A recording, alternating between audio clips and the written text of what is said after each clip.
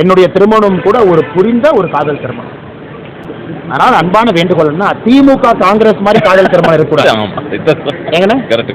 மோடி ஐயா பிஜேபி மாதிரி உங்க காதல் திருமணம் இருக்க வேண்டும் என்று சொல்லி உங்கள்கிட்ட உத்தரவு வாங்கிக்கிறேன். நன்றி. பத்திரிகை நண்பர்களுக்கு எங்களுடைய காலை வணக்கத்தை தெரிவித்துக் கொள்கின்றோம்.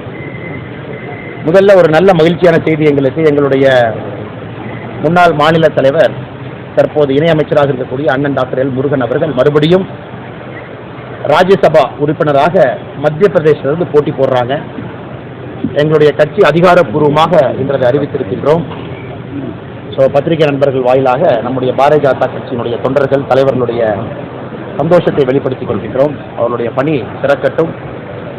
உறுப்பினராக மத்திய பிரதேஷ் தமிழகம் எல்லாத்துக்குமே அவருடைய வேலை இன்னும் மக்களுக்கு சென்று சேரட்டும். இன்னைக்கு நம்முடைய சட்டப்பேரவையில் 2 தீர்மானங்களை நம்முடைய திராவிட முன்னேற்ற கழகத்தினுடைய அரசு முதலமைச்சர் திரு மு.க. ஸ்டாலின் அவர்கள் கொண்டு வந்திருக்கிறாங்க. இந்த 2 தீர்மானங்களை பற்றி கொஞ்சம் விலாவரியா பேச வேண்டிய கடமை எங்களுக்கு இருக்கு. ஏன்னா 2 முக்கியமான தீர்மானங்கள் தான். அந்த தீர்மானம் சரியா தவறா அப்படிங்கறத பாரதிய ஜனதா கட்சியின் நிலைப்பாட்டை எங்களுடைய சட்டமன்ற குழு தலைவர் திரு நயினார் நாகேந்திரன் அவர்கள் தெரிவித்துவிட்டு வெளிநடப்பு செஞ்சிருக்கிறாங்க 4 சட்டப்பேரவை உறுப்பினர்கள் கூட. முதல் தீர்மானம் ஒரே நாடு ஒரே தேர்தல், இதற்கான தீர்மானம். இதை திராவிட முன்னேற்ற கழகம் எதிர்த்து இன்னைக்கு ஒரு தீர்மானம் கொண்டு வந்திருக்கிறாங்க. பாரதிய ஜனதா கட்சியின் நிலைப்பாடுகளை மிக தெளிவாக இருக்கின்றோம். ஒரே நாடு ஒரே தேர்தல் என்பது தேவை என்று சொல்வதை விட இது காலத்தினுடைய கட்டாயம். ஏன் காலத்தினுடைய கட்டாயம்னா, சுதந்திர இந்தியாவிற்கு நடைபெற்ற முதல் தேர்தல் 1952. 52 நடைபெற்ற முதல் தேர்தலில் அன்னைக்கு 543 எம்பிக்கள் இல்லைங்க. 400 சில்லற எம்பி தான் இருந்தாங்க. 469 பேர் இருந்தாங்க. 52 இரண்டாவது தேர்தல் அன்னைக்கு கொஞ்சம் அதிகப்படுத்தினாங்க. 62 மூன்றாவது தேர்தல் அன்னைக்கு அதிகப்படுத்தினாங்க 494. படிப்படியாக அது அதிகப்படுத்தி 1970 காலகட்டத்தில் 543, இன்னைக்கு இருக்கக்கூடிய நம்பர் 543 வந்தோம். ஏன்னா ஒரு 10 ஆண்டுகளுக்கு ஒரு முறை நடக்கக்கூடிய நம்முடைய சென்சஸ் மக்கள் தொகை அடிப்படையில் பாராளுமன்றம் சட்டமன்றத்தினுடைய உறுப்பினருடைய எண்ணிக்கையை 1976 வரை உயர்த்திக்கிட்டே வந்தோம். 76 பாராளுமன்றத்தில் இதற்கு ஒரு தற்காலிகமாக ஒரு ஃப்ரீஸ் கொண்டு வந்தாங்க. குறிப்பாக 543 இருக்கணும் அப்படிங்கிற கொண்டு வரப்பட்ட ஃப்ரீஸ். அது 2001 வரை 25 ஆண்டுகள் அந்த ஃப்ரீஸ் அப்படியே இருந்துச்சுங்க. 91வது அமெண்ட்மெண்ட் 2001 வாஜ்பேயி ஐயா மறுபடியும் 25 ஆண்டுகள் கொண்டு போனாங்க. இது 2026 வரைக்கும் இருக்கு. அதாவது மக்களவை உறுப்பினர்கள், மாநிலங்களவை உறுப்பினர்கள், சட்டப்பேரவை உறுப்பினர்கள் இது ஒரு பகுதிங்க. ஏன்னா 2 கிட்டத்தட்ட கலந்துருக்கிறதா, 2 தீர்மானமே ஒரு பகுதியில் ஒன்னா இருக்கு. அதே போல சுதந்திர இந்தியாவில் 1952 இந்தியா முழுவதும் ஒரே நேரத்தில் தேர்தல். 1957 இந்தியா முழுவதும் ஒரே நேரத்தில் தேர்தல். 1962 இந்தியா முழுவதும் ஒரே நேரத்தில் தேர்தல். 1967 இந்தியா முழுவதும் ஒரே நேரத்தில் தேர்தல். ஸோ நீங்க பார்த்தீங்கன்னா அந்த 2 தீர்மானம் என்ன திமுக கொண்டு வந்திருக்கின்றார்களோ, முதல் 4 தேர்தலை பொறுத்தவரை உறுப்பினர்கள் எண்ணிக்கை மக்கள் தொகை அடிப்படையில் உயர்ந்துச்சு. அதே நேரத்தில் தேர்தலும் கூட ஒரே நேரத்தில் நடந்துச்சு. இப்ப எங்க பார்த்தீங்கன்னா அந்த 2 தீர்மானத்தை தனித்தனியாக பிரித்து பேச வேண்டும் என்றால், காங்கிரஸ் 1960 லேட்டர் 60 முடிகின்ற காலகட்டத்தில் 2 முறை ஆர்டிகல் 356 பயன்படுத்தி மாநிலத்தினுடைய ஆட்சியை கலைச்சாங்க. இந்திரா காந்தி அம்மையார் அவர்கள் முழுமையா பயன்படுத்த ஆரம்பிச்சாங்க. இன்னைக்கு தேதியில இந்தியாவில் 356 ஆர்டிகலை 91 முறைக்கு மேல பயன்படுத்தி இருக்கோம். இந்திரா காந்தி மட்டுமே 50 முறைக்கு கிட்டத்தட்ட பயன்படுத்தியிருக்கிறார் வேறு காலகட்டத்தில். அப்ப என்ன ஆச்சுனாங்கன்னா, தேர்தலுடைய தன்மைகள் மாறி, டைம் டேபிள் மாறி, லோக்சபா எலெக்ஷன் ஒரு நேரமும் அசம்பிளி எலெக்ஷன் ஒரு நேரமும் முழுசா மாறிடுச்சு. ஸோ இந்தியாவை பொறுத்தவரை அடிப்படையிலே இந்த நாட்டில் ஒரே தேர்தல் தான் அடிப்படையிலே முதல் 20 ஆண்டுகளுக்கு நாம் இருந்தோம். அதன் பிறகு காங்கிரஸ் கட்சி 356 பயன்படுத்த ஆரம்பித்து தேர்தலினுடைய சூழ்நிலையும் காலகட்டமும் மாறி இன்னைக்கு ஒரு வருஷத்துல சராசரியாக 5 to 7 தேர்தலை நாம் இந்தியா பார்க்கிறோம். 5 ஆண்டுகளுக்கு ஒரு முறை மாறி சட்டசபை தேர்தல், பாராளுமன்ற தேர்தலை பார்க்கிறோம். எதற்காக பாரதிய ஜனதா கட்சி ஒரே நாடு ஒரே தேர்தல் வேண்டும் என்கின்ற கொள்கையை நாங்கள் வைத்திருக்கின்றோம் என்றால், நம்முடைய முன்னாள் தமிழகத்தினுடைய முதலமைச்சர் கலைஞர் கருணாநிதி அவர்கள் தன்னுடைய நெஞ்சுக்கு நீதி புத்தகத்தில் பாகம் 2 பக்கம் 273 சொல்லியிருப்பாங்க, ஒரே நாடு ஒரே தேர்தலை கலைஞர் கருணாநிதி அவர்கள் ஆதரித்திருப்பார்கள். நெஞ்சுக்கு நீதி புத்தகத்தை பாகம் 2 பக்கம் 273 என்ன சொல்லியிருப்பாங்கன்னா, தேர்தல் இந்த மாதிரி மாறி மாறி வர்றனால ஆட்சி இயந்திரம் செயல்பட முடியாமல் ஸ்தம்பிச்சு நிற்குது. அதனால் ஒரே நாடு ஒரே தேர்தல் என்பது ஆட்சியாளர்களுக்கு ஆட்சி இயந்திரம் தொடர்ந்து வேலை செய்வதற்கு ஏதுவாக இருக்கும் என்று கலைஞர் கருணாநிதி அவர்கள் 1970 காலகட்டத்தில் எழுதியிருக்காங்க. இன்னைக்கு அவருடைய மகன் தமிழகத்தினுடைய முதலமைச்சராக இருக்கக்கூடிய மு.க. ஸ்டாலின் அவர்கள் தன்னுடைய தந்தையினுடைய புத்தகத்தை படிக்கலையான்னு எங்களுக்கு தெரியல. அதே நேரத்தில் திமுகவினுடைய ஒரு காலத்தினுடைய கொள்கை ஒரே நாடு ஒரே தேர்தலாக இருந்துச்சு, அதையே மாத்துறாங்கன்னு தெரியல. ஆனால் ஒரே நாடு ஒரே தேர்தல் என்பது காலத்தினுடைய கட்டாயம். நம்முடைய நாடு இப்ப இல்லைன்னா கூட ஃபியூச்சர்ல போய்த்தாங்கன்னு ஆகணும். அது இன்னைக்கு 2024 தேர்தலில் வரப்போகுதா? இது நான் பாரதிய ஜனதா கட்சி மாநில தலைவராக சொல்வதை விட உங்களை போன்ற ஒரு சாதாரண மனிதனாக சொல்ல வேண்டும் என்றால் 2024 வருவதற்கான சாத்தியக்கூறுகள் குறைவு. ஏன்னா ராம்நாத் கோவிந்த் அவர்கள் ரிப்போர்ட்டை கொடுக்கணும். அந்த ரிப்போர்ட் இந்தியாவினுடைய எல்லா சட்டப்பேரவைக்கு போகணும். சட்டப்பேரவையில் 3/2 பங்கு ஆதரவு கேட்கணும்.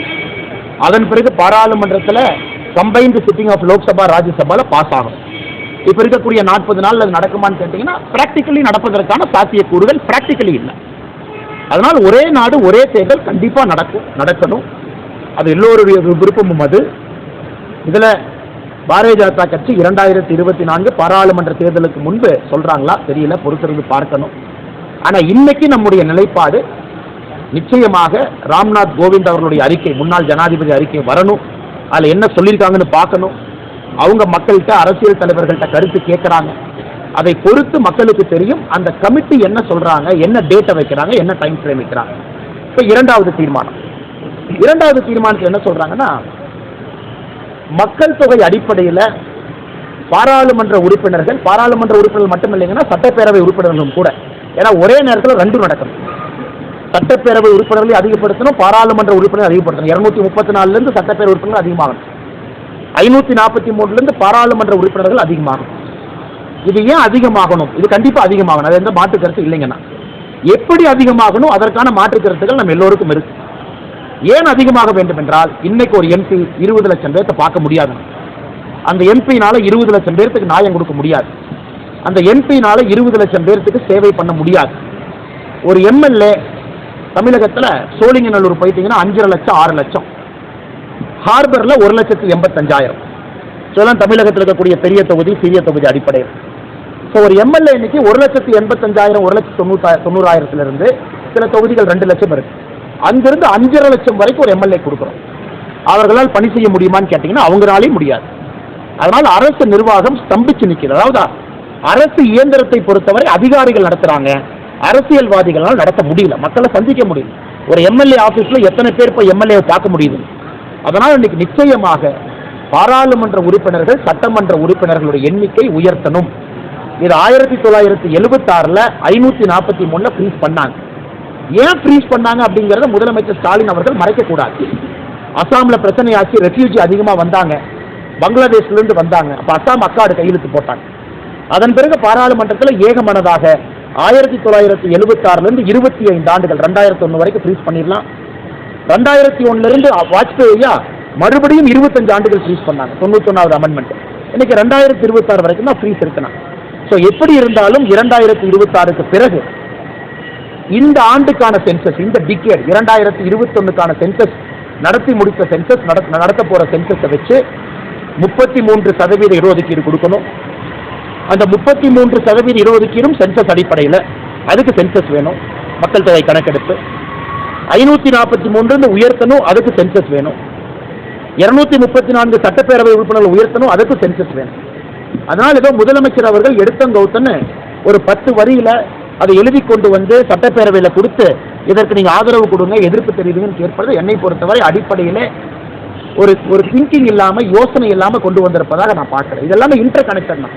33% இடஒதுக்கீடும் சட்டப்பேரவை உறுப்பினர்கள் எண்ணிக்கையும் பாராளுமன்றத்தினுடைய உறுப்பினர் எண்ணிக்கையும் ஒரே நேரத்தில் ஒன்னா தான் வரும். அப்படி ஒன்னா வந்தால் மட்டும்தான் 33% இடஒதுக்கீடு உங்களால அமல்படுத்த முடியும். அது இன்னைக்கு நம்ம தெளிவா சொல்லியிருக்கோம். 2026க்கு பிறகு நடக்க போகின்ற சென்சஸ் அடிப்படையில் 2024க்கு அடுத்து வரக்கூடிய எலெக்ஷன், அது 29 பார்லிமெண்ட்டாக இருக்கும், அதுக்கு முன்னாடி வர சட்டப்பேரவையாக இருக்கும், அதற்கு 33% இடஒதுக்கீடு பாராளுமன்றத்தில் சொல்லியிருக்கோம் என்றால் நிச்சயமாக இது வரும்.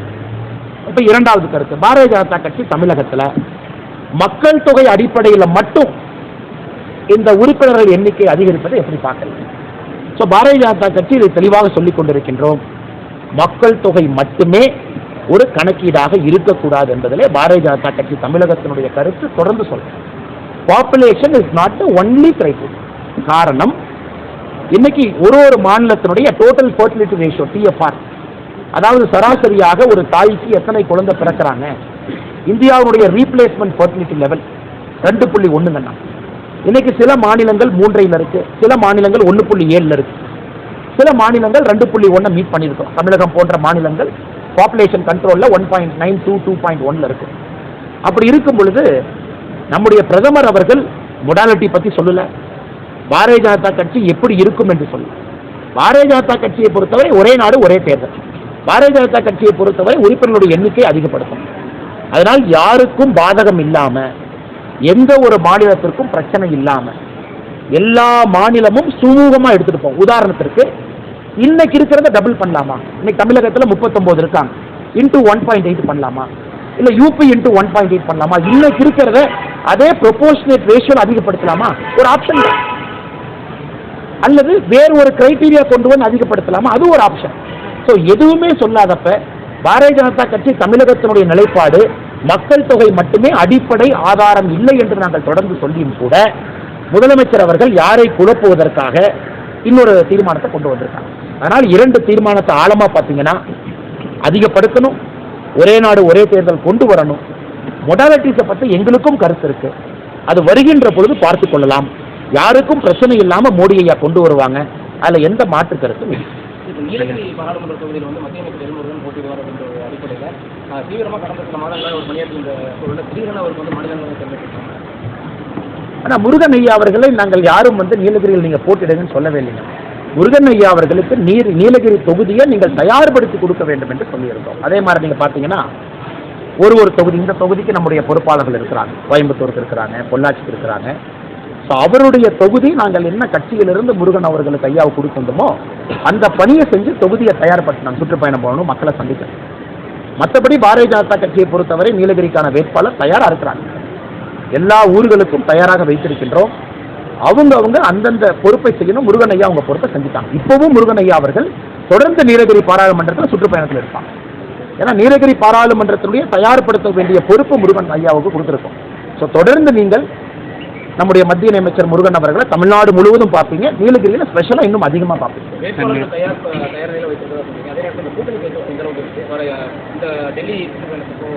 ஆனால் டெல்லி செயற்குழு மீட்டிங் அதெல்லாம் போதுங்கன்னா, அது ரொட்டீன் மீட்டிங்கன்னா எலெக்ஷனுக்கு முன்னாடி கொஞ்சம் இம்பார்ட்டன்ட் மீட்டிங்கும் கூடாது, பிரதமர் இருக்காங்க. மற்றபடி கூட்டணி பேச்சுவார்த்தை எந்த நேரத்தில் அறிவிக்கணும், எப்படி நம்முடைய தன்மை இருக்கும், அதற்கான தலைவர்கள் இருக்கிறாங்க, பார்லிமெண்ட்ரி போர்டு இருக்கு, சரியான நேரத்தில் அதை அறிவிக்கிறோம். நேற்று சண்டிகர் நடந்த மீட்டிங்கில் ராகுல் காந்தி காங்கிரஸ் கட்சி ஆட்சிக்கு வந்தால் மினிமம் எம்எஸ்பிக்கு லீகல் சப்போர்ட் கிடைக்குன்னு சொல்லியிருக்காரு. ஃபர்ஸ்ட் கையெழுத்து அதை தான் போடுவோம்னு சொல்லியிருக்கு. அதை எப்படி பார்க்குறீங்க? ஆனால் கொஞ்சம் நான் டீட்டெயிலாக பேசணும், தப்பாக நினச்சிக்காதீங்கண்ணா. ஏன்னா இது மக்களுக்கு உண்மையாலுமே தெரியணும். ஆனால் இன்னைக்கு சில விவசாய நண்பர்கள் நாங்கள் டெல்லியை நோக்கி போகிறோம், இது புதுசு இல்லை, விவசாய சட்டத்திற்கும் டெல்லியை நோக்கி வரணும்னு வந்தாங்க. அப்புறம் செங்கோட்டையில் போய் ஒரு கொடி ஏற்றினாங்க, அதெல்லாம் நம்ம பார்த்தோம். ஆனால் இன்னைக்கு பாரதிய ஜனதா கட்சி ஆட்சிக்கு வருவதற்கு முன்பு இந்தியாவிலே குறைந்தபட்ச ஆதரவு விலை என்பது 2 அல்லது 3 விவசாய பொருட்களுக்கு இருந்துச்சு. இன்னைக்கு நாம 22 பொருள் கொண்டு போயிருக்கோம். அதாவது 9 ஆண்டு கால ஆட்சியில் 22 பொருளுக்கு மேல குறைந்தபட்ச ஆதரவு விலை, அதுவும் MS சுவாமிநாதன் ஐயா அவர்கள் பரிந்துரையின்படி 50% காஸ்ட் பிரைஸ் பிளஸ் 50%, அதாவது 150% உற்பத்தி விலை, அதுதான் குறைந்தபட்ச ஆதரவு விலை. இன்னைக்கு விவசாய நண்பர்கள் என்ன கேட்குறாங்க, எல்லா பொருளுக்கும் குறைந்தபட்ச ஆதரவு விலை சொல்லுங்க, சட்டத்தில் போடுங்கன்னு கேட்குறாங்க. ஆனால் இன்னைக்கு இந்திய அரசினுடைய ஆனுவல் பட்ஜெட் 45 லட்சம் கோடி. இந்த நம்ம பிப்ரவரியில் போட்டுக்கிற பட்ஜெட் 45 லட்சம் கோடி. இப்ப குறைந்தபட்ச ஆதரவு விலையை நீங்கள் சட்டமாக கொண்டு வந்தால் அதற்கு மட்டும் 40 லட்சம் கோடி தேவைப்படும். ராகுல் காந்தி அவர்கள் படிக்கிறாரான்னு எனக்கு சந்தேகமே. ஆனால் 40 லட்சம் கோடி தேவைப்படும். 45 லட்சம் கோடி தான் உங்களுடைய வருஷத்துக்கான பட்ஜெட். குறைந்தபட்ச ஆதரவு விலை சட்டமா கொண்டு வந்தீங்கன்னா 40 lakh crore. ஸோ இதே ராகுல் காந்தி அன்னைக்கு காங்கிரஸ் ஆட்சியில் இருந்த பொழுது விதர்பால, காலகண்டியில, வேற வேற பகுதியில் விவசாயிகள் தற்கொலை செய்து கொண்டிருந்த பொழுது எங்க போனாங்க? இன்னைக்கு விவசாயிகளுக்கு, விவசாய பெருமக்களுக்கு 6000 ரூபாய் கௌரவ நிதியிலிருந்து ஒரு திட்டமும் பார்த்து எனக்கு ஒரு ஹெக்டருக்கு உரவு யூரியா சப்சிடி மட்டுமே 8909 ரூபாய். எவ்வளவு விஷயம் நம்ம பண்றோம். பிரணம் திட்டம் எல்லாம் நீங்க பாருங்க. அதனால் மோடி அவர்களுக்கும் மத்திய அரசுக்கும் தெரியும் விவசாயிகளோடு இருக்கும். நம்முடைய 2 அமைச்சர்கள் பேச்சுவார்த்தை நடத்தியிருக்காங்க. பியூஷ் கோயல் அவர்களும் அர்ஜுன் முண்டா அவர்களும் பேச்சுவார்த்தை நடத்தியிருக்காங்க. விவசாய அமைச்சர் திரு முண்டா அவர்களே 2 முறை பேச்சுவார்த்தை நடத்தியிருக்கிறாங்க. பேச்சுவார்த்தையிலும் தீர்வு இருக்கணும். விவசாய பெருமக்களோடு இருக்கும். நாம் எப்பொழுதுமே தொடர்ந்து 2 மாநிலத்தில் இருக்கக்கூடிய விவசாய குரூப்பு சும்மா டெல்லிக்கு வந்தா என்னன்னு அர்த்தம்? இன்னைக்கு தமிழ்நாட்டில் பார்த்த நேற்று விவசாய நண்பர்கள் டெலிகாம் டவர் மேல திருச்சி எல்லாம் போனாங்க. அந்த விவசாய நண்பர்கள்ட்ட நான் கேட்கிறேன், குறைந்தபட்ச ஆதரவு விலை கரும்புக்கும் நெல்லுக்கும் உயர்த்துறன்னு திமுக சொன்னாங்களா தேர்தல் அறிக்கையில? ஒரு குவிண்டலுக்கு, ஒரு டன்னுக்கு கரும்புக்கும் நெல்லுக்கு சொன்னாங்க. அதையே எடுத்து போராட மாட்டாங்க. திமுக தேர்தல் வாக்குறுதி 66 நம்பர் 68 நம்பர் ரெண்டையும் படிச்சு பார்த்தீங்கன்னா, ரேஷன் கடையில் தேங்காய் எண்ணெய் கொடுப்போம் 66, 68 மரச்செக்கு எண்ணெய். அதை பற்றி ஏன் பேச மாட்டாங்க? ஆனால் தமிழகத்தில் இருக்கக்கூடிய சில விவசாய குரூப்புகளுக்கு அவங்களுக்கு எலெக்ஷன் வந்தால் மட்டும்தான் கண்ணு ஓப்பன் ஆகும். நானும் விவசாயி தானே, எங்களுக்கு இல்லாத அக்கறையா? நாங்களும் விவசாயி தான்.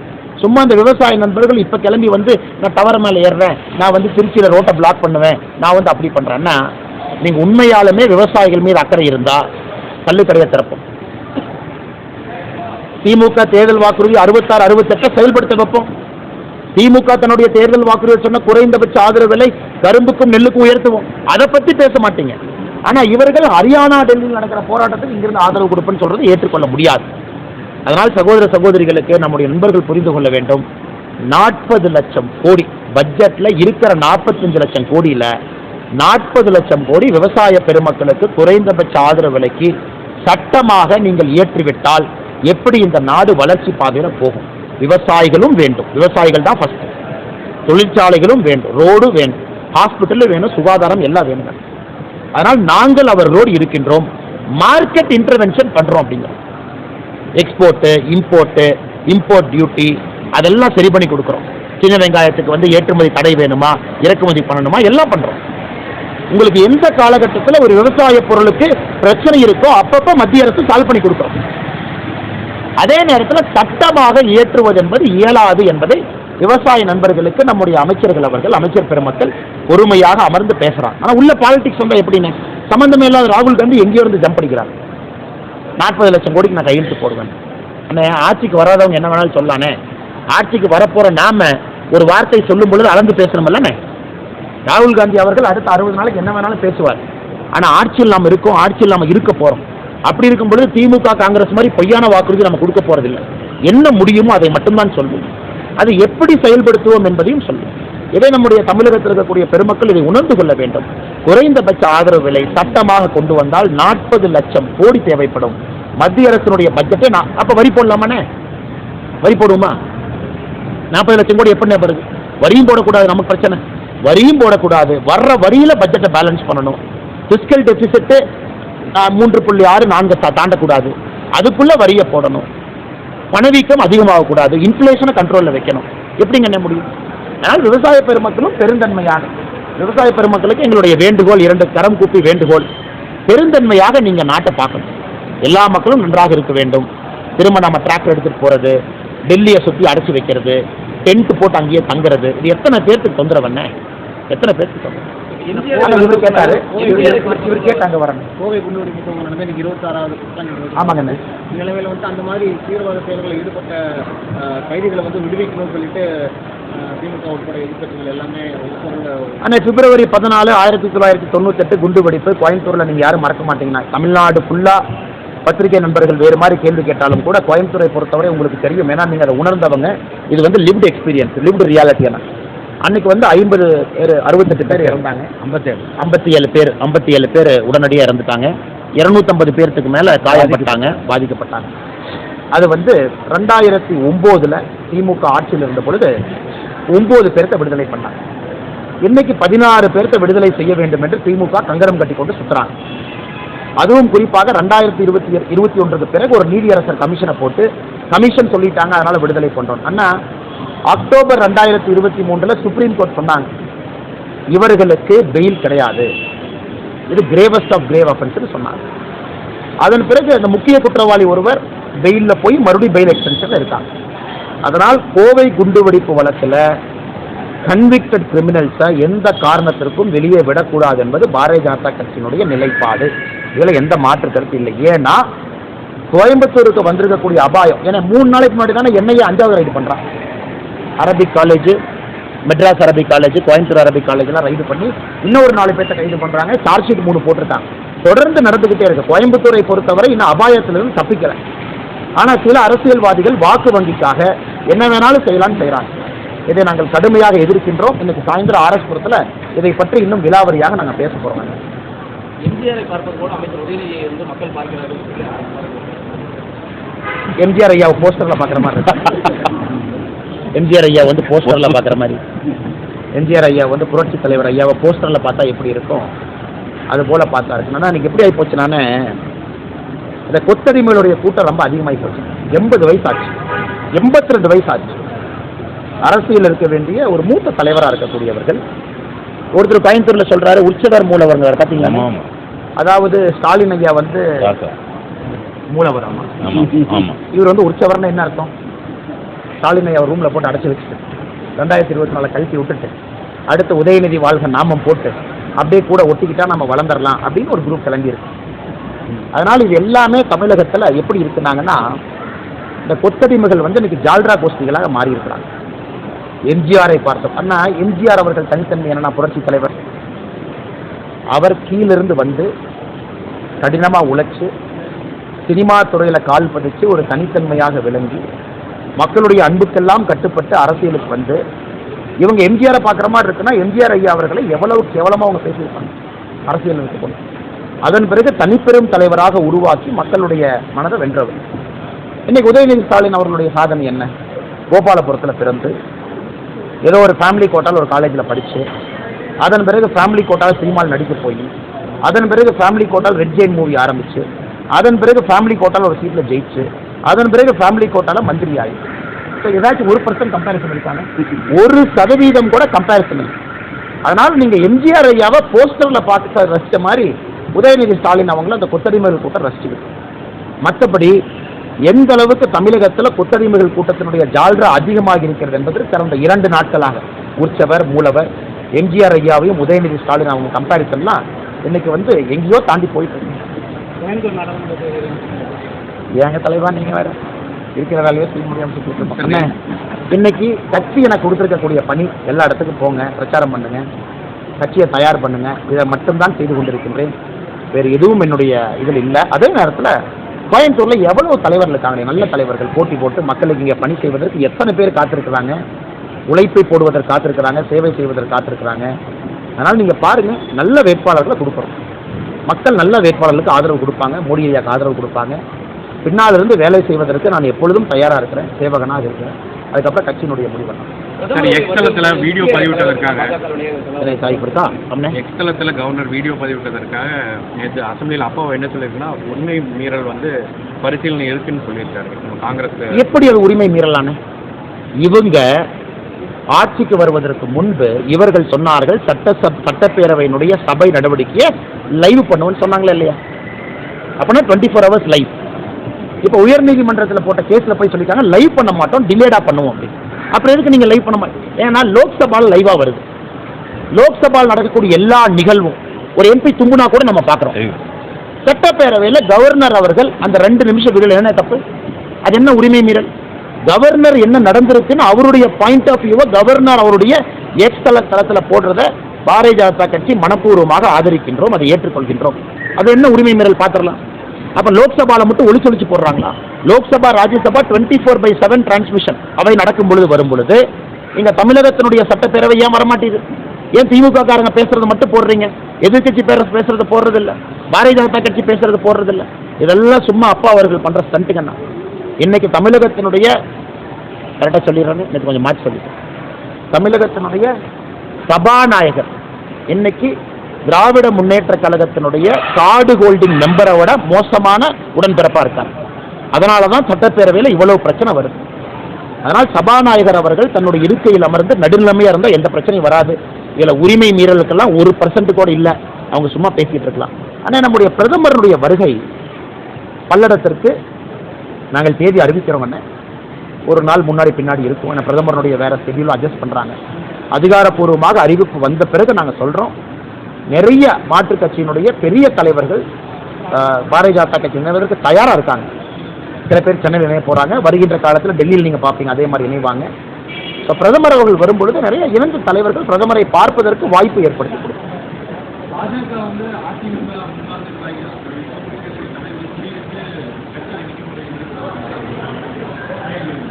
அண்ணே நாங்கள் யாரையும் ஃபோன் பண்ணி வாங்கன்னு கூப்பிடலண்ணே. விருப்பப்பட்டு யாரெல்லாம் வருகின்றார்களோ பாரதிய ஜனதா கட்சி நினச்சிக்கிறோம். இவங்க என்ன சொல்கிறாங்க, பாரதிய ஜனதா கட்சி வளரல, யாருமே சேரலிங்கிறாங்க. இப்போ பாரதிய ஜனதா கட்சி வளருது சேர்றாங்க என்ன சொல்கிறாங்க, எங்கள் கட்சியிலும் தூக்குறீங்கிறாங்க. ஆனால் நாங்கள் எந்த கட்சிக்கும் எதிரில்லை. முதல்ல இருந்து நான் சொல்கிறேனே, பாரதிய ஜனதா கட்சி தனித்தன்மையோடு வளர வேண்டும் என்பது எங்களுடைய இலக்கு. ஒரு கட்சியை வீக்கெண்ட் பண்ணி ஒரு கட்சியை உடைச்சு நான் 2.5 வருஷமாக சொல்லிட்டு இருக்கேன்.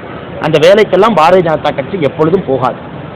உண்மையை சொல்ல வேண்டும் என்றால் அடுத்து இணையக்கூடிய பட்டியல் இந்த முதல் பட்டியலில் யார் இணைஞ்சாங்களோ இதை விட அதிகமாக இருக்கும். வருகின்ற காலத்தில் விரைவில் பார்ப்போம்.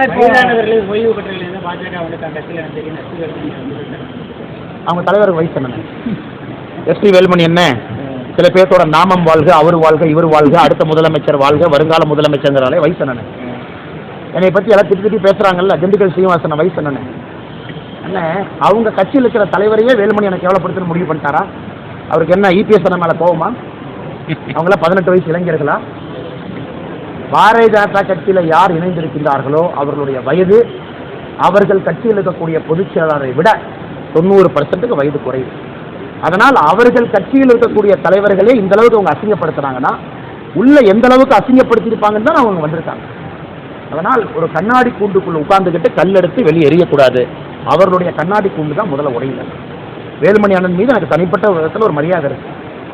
ஆனால் அவங்க கட்சியிலேருந்து இணைஞ்சவங்க யாரையுமே ஏடிஎம்கேவை பற்றி கிரிட்டிசைஸ் பண்ண விடலையாண்ணா. எங்களுடைய தனித்தன்மை என்னன்னா, ஒருத்தவங்க கட்சியில் இணைகிறாங்கன்னா அவங்க வந்த கட்சியிலேருந்து யாரையும் கிரிட்டிசைஸ் பண்ண நாங்கள் அனுமதி கொடுப்பது கிடையாது.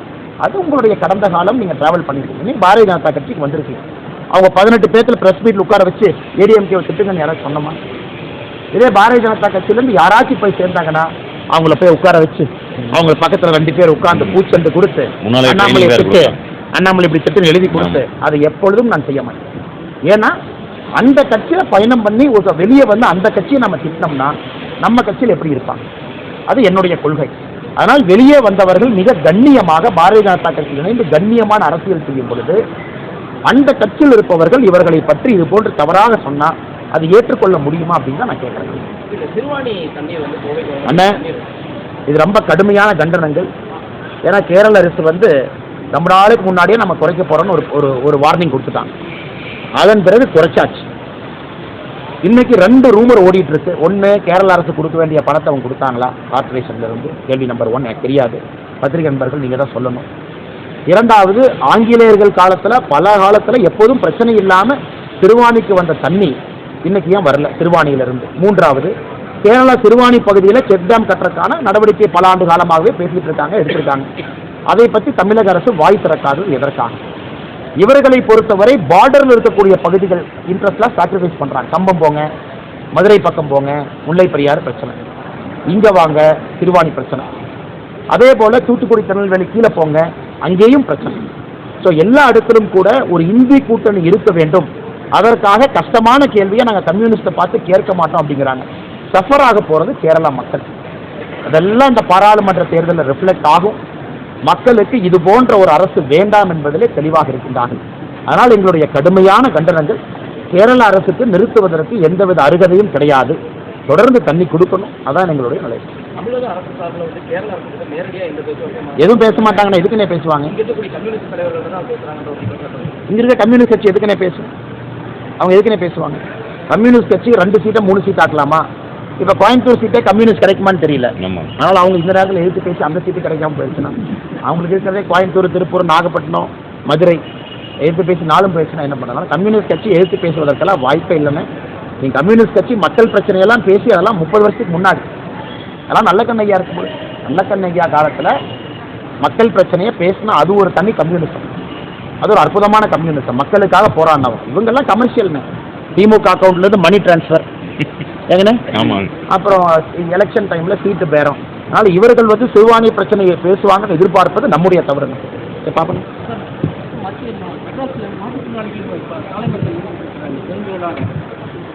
எத்தனை கேள்வி கேட்குறீங்களே, எக்கனாமிக்ஸ், பாலிட்டிக்ஸ், ஜியாகிரபி. அண்ணே அண்ணே மாற்றுத்திறனாளிகளை பொறுத்தவரை இன்னைக்கு பாரதிய ஜனதா கட்சியில் ஒரு தனி பிரிவு ஆரம்பிப்பதற்காக ஆலோசனை இருக்கின்றோம். ஏன்னா நம்ம யாத்திரையில் போகும்பொழுது நிறைய பேருக்கினுடைய கஷ்டத்தை பார்க்கும் பொழுது மாற்றுத்திறனாளிகளுடைய கஷ்டத்தை தான் அதிகமாக பார்க்கணும்.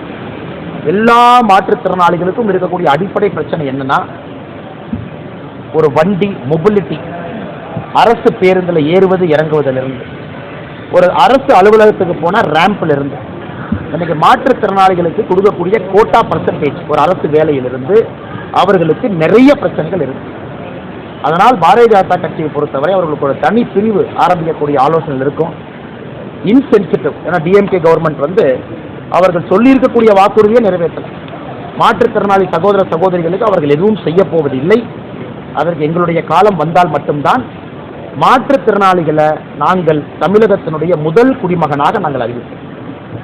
மாற்றுத்திறனாளிகள் தமிழகத்தில் யார் இருக்காங்கன்னா, நம்ம பாரதிய ஜனதா கட்சி வந்துச்சுன்னா அவர்கள் தான் தமிழகத்தினுடைய முதல் குடிமகன். ஏன்னா எல்லா ஃபெசிலிட்டி ஃபர்ஸ்ட் அக்சஸ் அவங்களுக்கு, ரிசோர்ஸ் அவங்களுக்கு, பார்க்கிங்லேருந்து அவங்களுக்கு முதல்ல, பேருந்திலிருந்து முறையாக அதை பண்ணணும். ஏன்னா இந்த யாத்திரையில் கண்கூடாக பார்க்கின்றோம் அவங்க எவ்வளோ கஷ்டப்படுறாங்க. கடைசி கேள்வியாக முடிக்கலாங்க.